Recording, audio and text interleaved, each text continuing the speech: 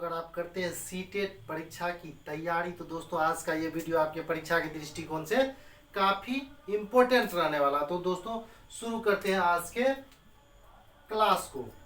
आज का जो टॉपिक है वो है बाल केंद्रित शिक्षा तथा प्रगतिशील शिक्षा। बाल केंद्रित शिक्षा तथा प्रगतिशील शिक्षा। देखिए, बाल केंद्रित शिक्षा के समर्थक जॉन डेवी थे। बाल केंद्रित शिक्षा के समर्थक जो थे वो जॉन डेवी थे। इसे बाल केंद्रित शिक्षा का जनक भी कहा जाता है। और ये कहाँ के थे? अमेरिका के मनोवैज्ञानिक थे, निवासी थे। जॉन डेवी महोदय कहाँ थे? यूएसए, अमेरिका के निवासी थे। इन्हें ही बाल केंद्रित शिक्षा का जनक कहा जाता है, बाल केंद्रित शिक्षा का समर्थक माना जाता है। यहाँ देखिए, बाल केंद्रित शिक्षा एक ऐसी शिक्षा है, बाल केंद्रित शिक्षा एक ऐसी शिक्षा है जिसमें बच्चे को केंद्र मानकर शिक्षा प्रदान किया जाता है। बाल केंद्रित शिक्षा ऐसी शिक्षा प्रणाली है, ऐसी शिक्षा व्यवस्था है जिसमें बच्चे को केंद्र मानकर शिक्षा प्रदान किया जाता है। बाल केंद्रित शिक्षा में बालक की रुचियों, प्रवृत्तियों तथा क्षमताओं को ध्यान में रखकर शिक्षा प्रदान की जाती है। बालक की रुचि और प्रवृत्ति, बालक का जिस क्षेत्र में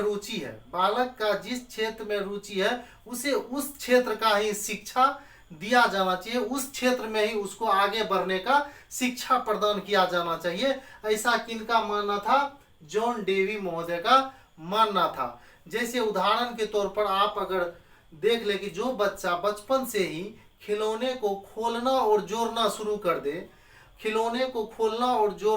कर दे, समझ जाए कि उसको इंजीनियरिंग के क्षेत्र में उसकी रुचि ज़्यादा बनने वाली है, तो उसको इंजीनियरिंग के क्षेत्र में ही आगे बढ़ाने की शिक्षा प्रदान की जाए। ऐसा किनका मानना था? जॉन डेवी महोदय का मानना था। बच्चे जो क्या करके सीखना पर भी इन्होंने बल दिया था, जॉन डेवी महोदय ने।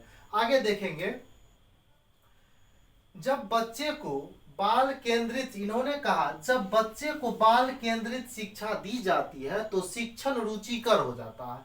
जब बच्चे को बच्चे की रुचि के अनुसार अगर उसको शिक्षा दिया जाएगा तो शिक्षण जो है वो क्या हो जाएगा? रुचिकर हो जाएगा। बच्चे का इंटरेस्ट उसमें ज्यादा हो जाएगा। अगर बच्चा अभी हिंदी पढ़ने के इच्छुक है तो उसे हिंदी ही पढ़ाया जाए, ना कि उसको मैथमेटिक्स की ओर ढकेला जाए। अगर उसका मन है हिंदी पढ़ने का, अगर आप उसको मैथमेटिक्स पढ़ाने का कोशिश करेंगे तो बच्चे का मन नहीं लगेगा। वो जो सीखेगा उसके सीखने का रफ्तार धीमा हो जाएगा। ऐसा किसने कहा था? जॉन डेवी महोदय ने कहा था। तो दोस्तों, बच्चे को बच्चे के अनुसार ही शिक्षा दिया जाना चाहिए। ठीक है।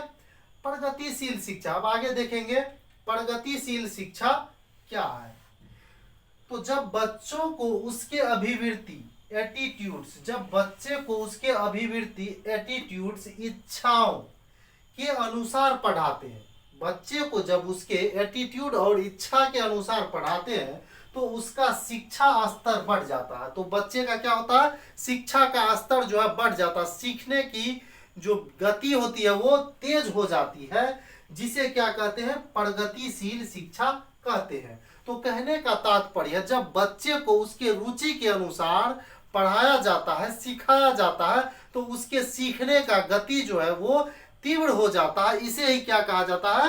प्रगतिशील शिक्षा कहा जाता है मेरे दोस्तों। ठीक है। आगे देखेंगे, प्रगतिशील शिक्षा के अनुसार शिक्षा बच्चे के लिए बना है। ध्यान देंगे, ये काफी इंपॉर्टेंट पॉइंट है कि प्रगतिशील शिक्षा के अनुसार शिक्षा जो है वो किसके लिए बना है? बच्चे के लिए बना है। प्रगतिशील शिक्षा के अनुसार कहा गया कि शिक्षा जो है वो बच्चे के लिए बना है, न कि बच्चा जो है वो शिक्षा के लिए बना है। ठीक है। इसीलिए शिक्षा जो है बच्चे के रुचि के अनुसार ही दिया जाना चाहिए। प्रगतिशील शिक्षा में बच्चे का सर्वांगीण विकास होता है, यानी उसका सभी क्षेत्रों में विकास होता है। बच्चे का जो है, अगर बच्चे को आप प्रगतिशील शिक्षा प्रदान करते हैं तो बच्चे का क्या होगा? सर्वांगीण विकास होगा, यानी उसका सभी क्षेत्रों में क्या होगा? विकास होगा। प्रगतिशील शिक्षा में करके सीखने पर बल दिया जाता है। लर्निंग बाय डूइंग पर बल दिया जाता है, करके सीखने पर बल दिया जाता है प्रगतिशील शिक्षा में। तो दोस्तों आई होप आपको यह टॉपिक समझ में आ रहा होगा। प्रगतिशील शिक्षा में सीटिंग अरेंजमेंट, टाइम टेबल में लचीलापन होना चाहिए।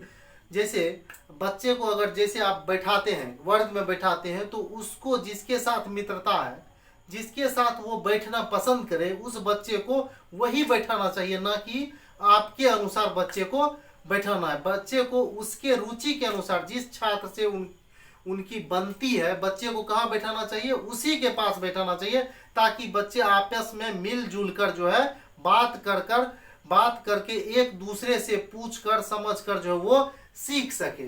ठीक है, सीटिंग अरेंजमेंट।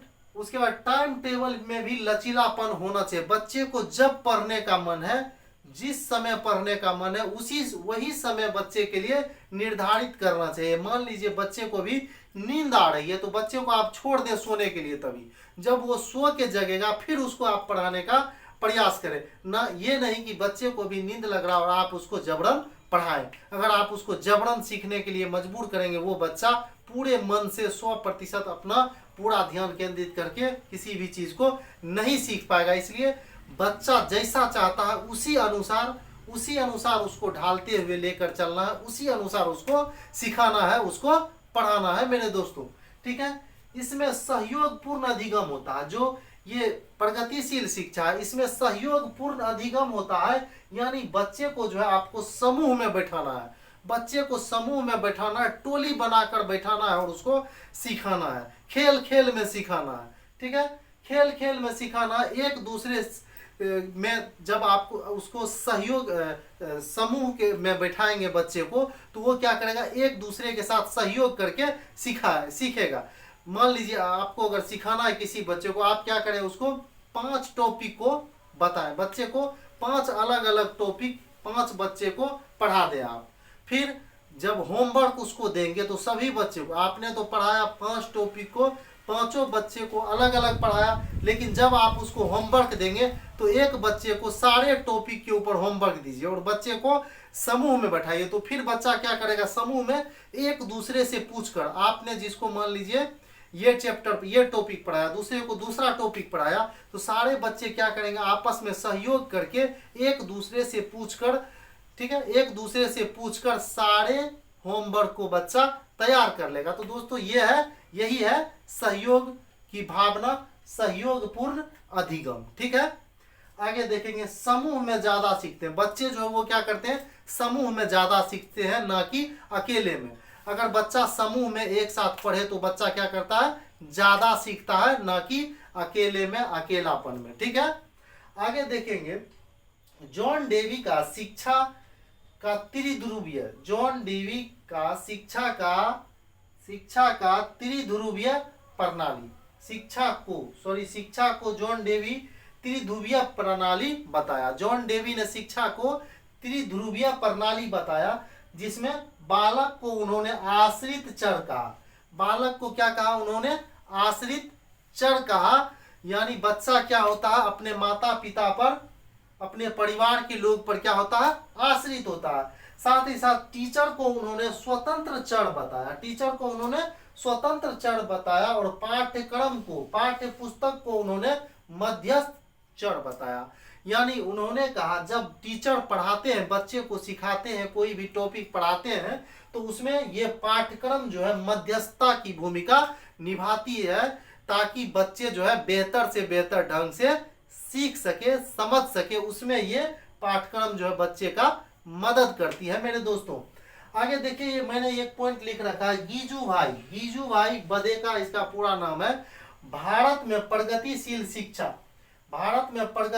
शिक्षा का श्रेय किसको जाता है, गीजू भाई बदेका को जाता है। बाल केंद्रित शिक्षा का श्रेय भी गीजू भाई बदेका को, भारत में बाल केंद्रित शिक्षा का श्रेय किसको जाता है, गीजू भाई बदेका को। तो दोस्तों आई होप आज का टॉपिक आपको समझ में आया होगा। इस टॉपिक से प्रश्न पूछे जाते हैं। ठीक है, तो इसे अगर आप एक बार में ना समझ पाए हो तो दोबारा वीडियो को देखें, आपको पूरा टॉपिक बिल्कुल समझ में आएगा और आप जो है सीटेट की परीक्षा को बहुत ही अच्छे ढंग से क्वालिफाई कर पाएंगे।